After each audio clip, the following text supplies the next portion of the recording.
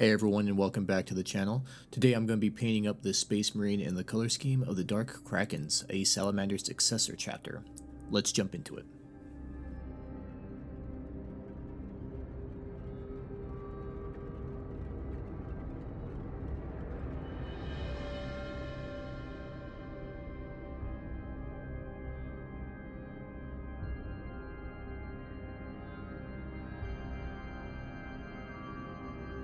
Apparently I didn't record the model before I primed it, or I did record it because I swear I did and I just lost the footage.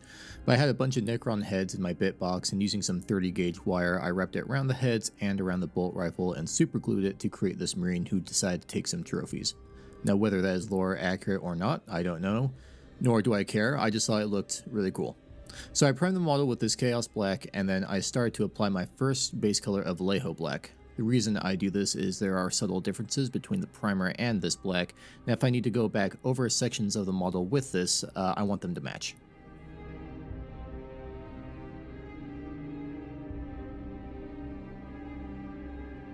Moving on to our other primary color for this scheme, purple. Here I'm using Vallejo model color purple, and I'm going to apply it to the arms, bolters, shoulders, and the little panel on the back of the power pack.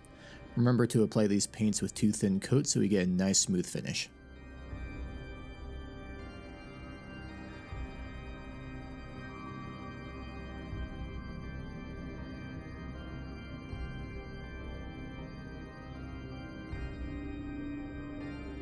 For the leather elements, I'm going to be basing these in with Rhinox hide, and I'm going to cover the wire with brown to convey this material being some kind of rope holding all these heads together.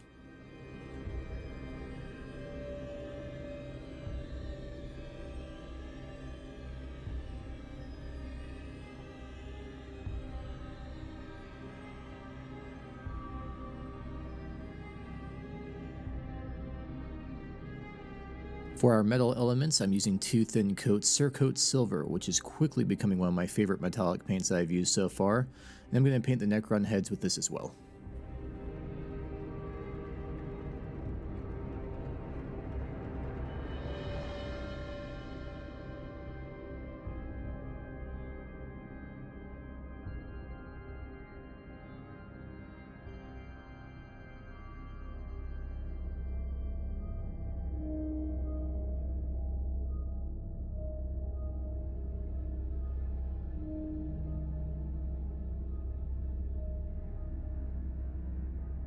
I wanted just a little bit more color variation on the model, so I'm going to be using some Vallejo Old Gold to get the little emblem on the bolt rifle here.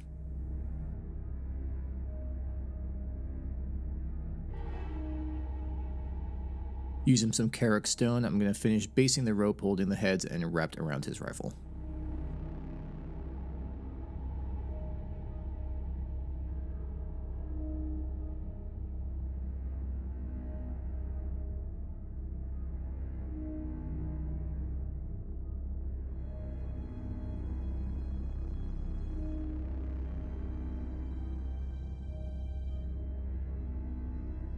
Now moving on to some highlights, I'm going to be highlighting the purple with Alien Purple. I'm not going to highlight every edge, but I'm primarily going to focus on highlighting the top facing edges to create some subtle volumetric lighting, but I also don't follow that method of thinking religiously. I just use it as a general guideline for when I paint my models.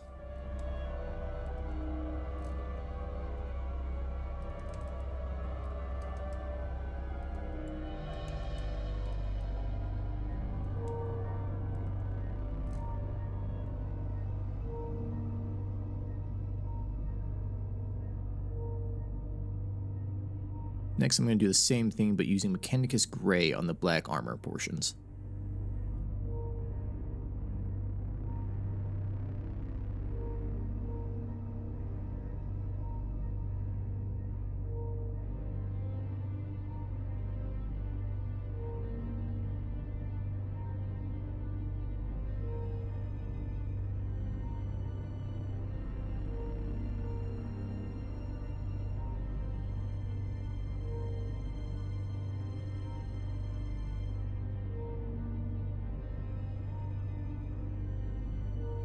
After our first gray is on there, I'm going to be using a lighter gray, in this case Dawnstone, to get some of the sharper edges. You can also take this time when you're highlighting to bring in some scratches as well as scuff up the armor a little bit.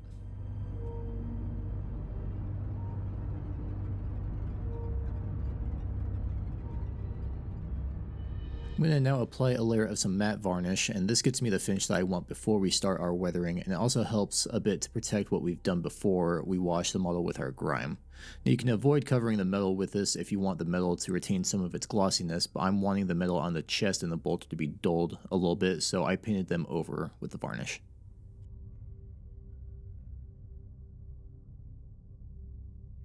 So here it is after the varnish, and after it's applied, you can really see how it made the highlights pop a little bit more, and also it looks kind of messy and not clean right now, which is totally fine because we're going to dirty him up a lot with our unifying wash. So painting like this, you kind of have to trust the process because it looks kind of meh right now.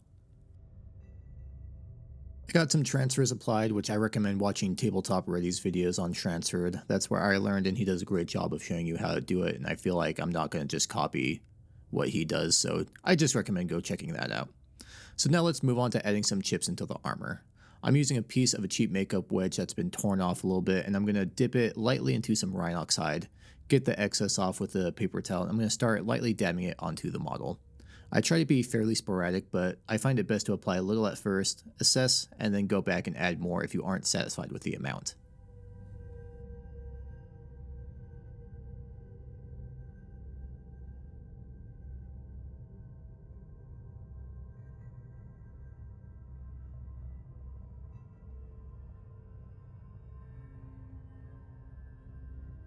After that, let's go back to our purple and add some small scratches onto the transfer. I really like this because it gives that appearance of the paint of his battle formation chipping off from time and battle. Also, it doesn't hurt here to add a layer of varnish over top of any decals that you put on there just to protect it from our washing step. Now for these next steps, I'm going to go back to our highlighting colors for the black and the purple, and I'm going to add in some as thin as I can highlights on the bottom portion of the chips. This helps convey some dimensionality with the chips and the bottom of the chip where the light would be catching the edge.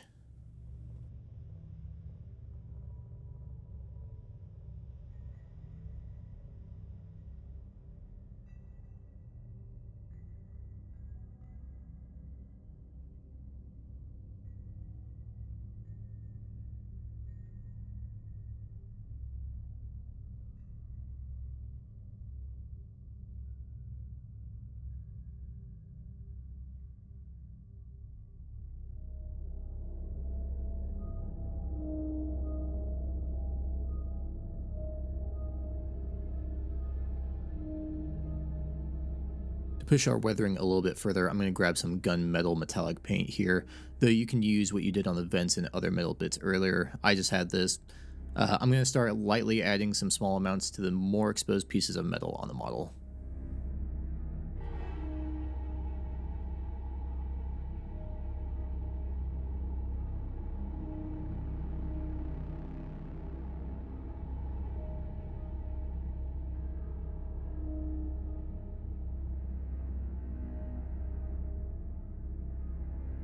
So here he is right before we add our unifying wash, and for our wash I'm using a rough 60-40 mix of winter streaking grime and mineral spirits. Then using a cheap brush, you don't want to use your expensive brushes, I'm going to coat the whole model with it, making sure to get full coverage. Then after it's applied, I'm going to start by immediately grabbing a Q-tip, lightly dampening it with some mineral spirits, and then I'm going to start wicking the excess off the model. This is called the reductive technique. I primarily focus on the most flat surfaces, trying to think of where grime would sit and where it wouldn't, and if this is your first time doing this, it's a little daunting and tricky to get that sweet spot that you're looking for, but once you do it a few times, you really get a good grasp on what you're doing. Just like everything else, it just takes some practice.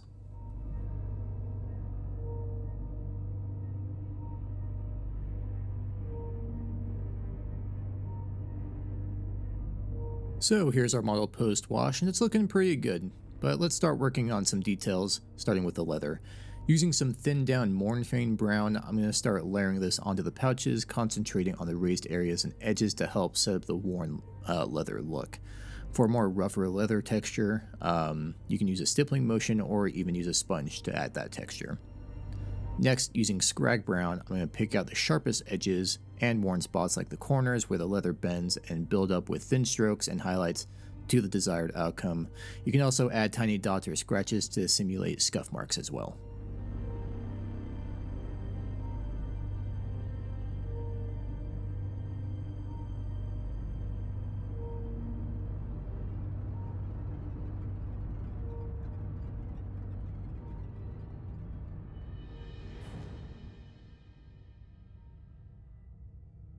Next, I'm going to break out our black wash, and I'm going to focus on applying this into the recesses of our model to do two things. First is to increase the separation between elements on the model, such as the armor panels where they bleed together a little too much, and second, to fill in some spots where our grime is sitting where it doesn't make a ton of sense why it would. For example, if we have a ton of grime between the fingers on the hand, that doesn't make a lot of sense because the fingers would be moving a lot and grime would be accumulating there as opposed to the grime in the crevices of the shoulder pads or the backpack. But just like the process for edge highlighting, it doesn't need to be perfect. I just use that method as a general guideline.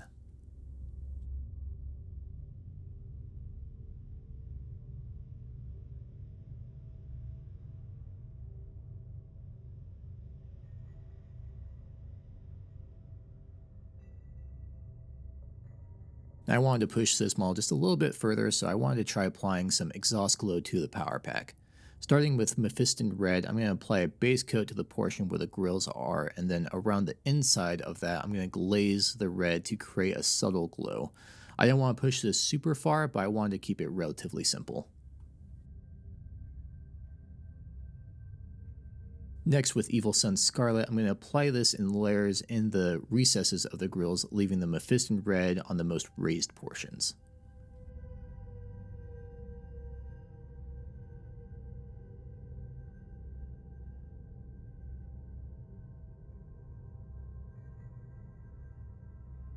Finally, with Wild Rider Red, I'm going to follow the previous step and apply this into the recesses, but more sparingly to create the origin of the glow. Looking back at this now, I might push this a little bit further with maybe a tiny bit of yellow to create a brighter burn of exhaust, but I think it depends on how far you want to push it.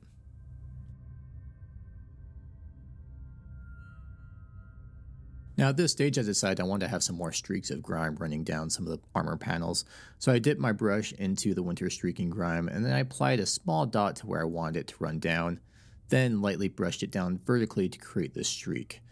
Then using my brush that's been lightly dampened with mineral spirits, you can then go over it and feather it out to blend it a little bit more realistically.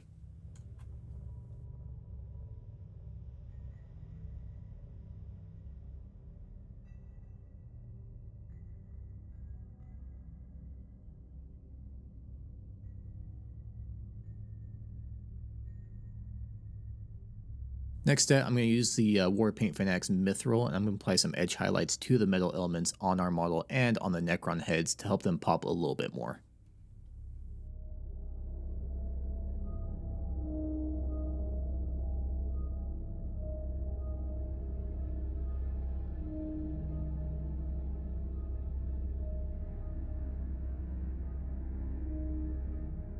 Now for the lenses on the helmet, I was kind of torn on what color to paint them. The lenses on the wiki had them as one color, Google and Reddit told me that they were another color. I don't know, so I decided on painting them a light desaturated green. So starting with foul green, I'm going to base coat each lens. I'm also going to take a little bit, I'm going to glaze it just barely under the lenses to create a subtle glow. Then using ghost green, I'm going to go and brush this onto the center, most raised portion of the lens where the light would be originating from.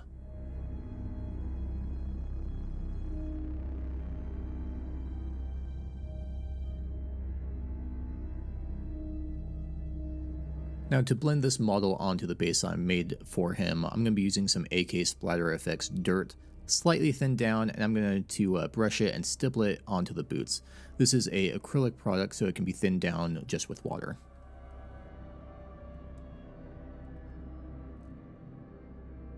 Then, as a final step, using some AK Effects Stirred Earth, I'm going to get into the recesses on the boots and lower shins.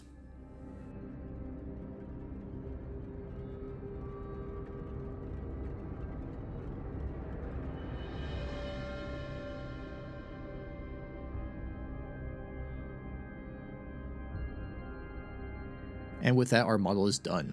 Looking back after everything is finished and now that I'm editing this, I think doing a more saturated green for the eye lenses would look better than what I've done. I think what I did here, it turned out a little bit more flat than I wanted it to. So I think using a different color would make it pop a little bit more visually.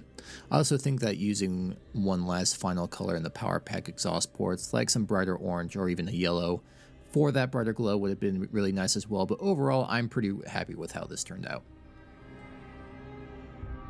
Thank you, everyone, for stopping by and checking us out. As always, I hope this motivates you to paint your pile of shame, or maybe try some new things when painting. Take care, everyone, and have a nice weekend.